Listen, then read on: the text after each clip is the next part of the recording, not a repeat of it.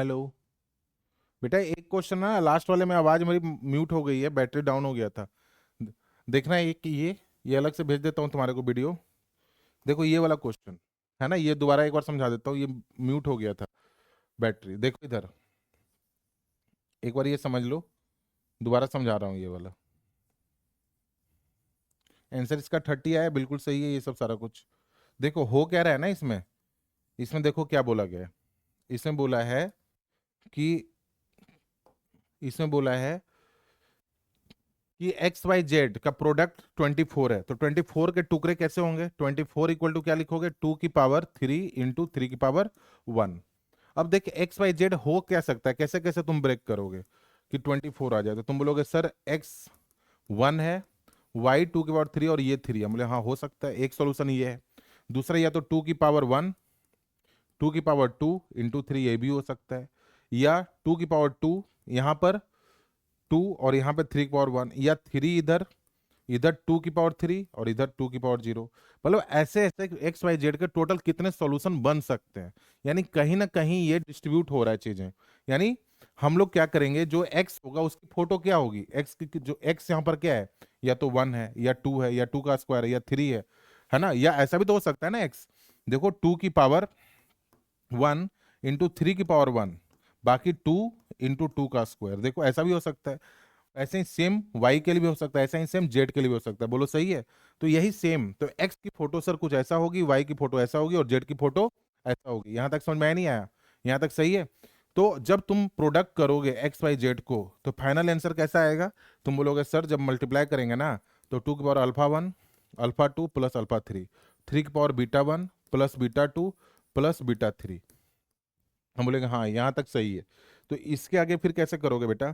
इसके आगे अपन क्या करेंगे, देखो एक्स वाई जेड की पावर 2 की power alpha 1 plus alpha 2 plus alpha 3। अब ध्यान से देखना, मेरे पास 2 एक जैसे टोटल कितने हैं? 3 ही तो हैं। तो यानी alpha 1 plus alpha 2 plus alpha 3 की मैक्सिमम वैल्यू 3 हो सकता है। बोलो सही है?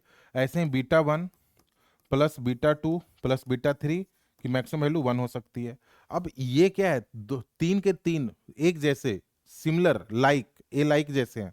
तो इसमें कौन सा मेथड लगता है? इसमें कौन सा मेथड लगता है? इसमें मेथड लगता है हमारा बेगर्स मेथड।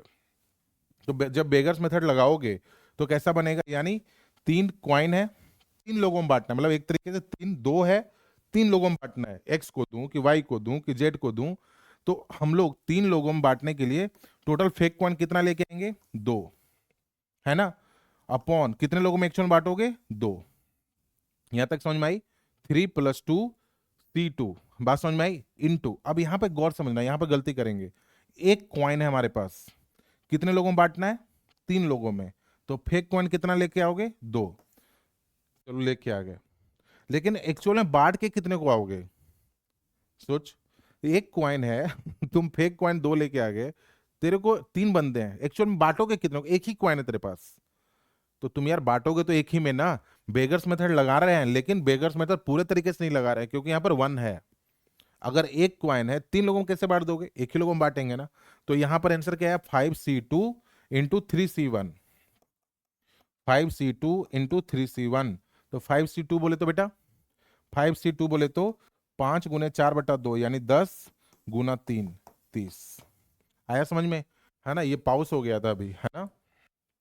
खैर, इसके अलावा और भी कोई डाउट है पूछ लेना। समझ में आ गया? चलो खैर, और चैनल को सब्सक्राइब कर लो, ताकि जो भी है ना आपको इम्पोर्टेंट, हमने सारे लेक्चर इसके ऊपर तो डालने नहीं, पहली चीज जो इम्पोर्टेंट है, जो लगता है कि यार ये रहना चाहिए, वही अपलोड करेंगे। तो एक बार सब्सक्राइब कर लेना। बाकी और भी कोई डाउट है इसी तरीके से पूछ लो। और अगर आज के लेक्चर में कहीं कोई प्रॉब्लम आई हो तो वो टाइम नोट कर लेना बस, और बोलना कि सर वो बोला ना फिर से समझा दो, अपन दोबारा बता देंगे, कोई दिक्कत नहीं है। और आज, सॉरी कल संडे है, तो एक बार बैठ के पूरा देख लो बस, क्योंकि आपका जो आने वाला एग्जाम है ना, उसमें अपन यही चैप्टर तो आ ही रहा है अच्छे से। और चैप्टर काफ़ी अच्छा है, इंटरेस्टिंग भी है। उम्मीद है समझ में आ गया होगा। चलो ओके, थैंक यू, बाय।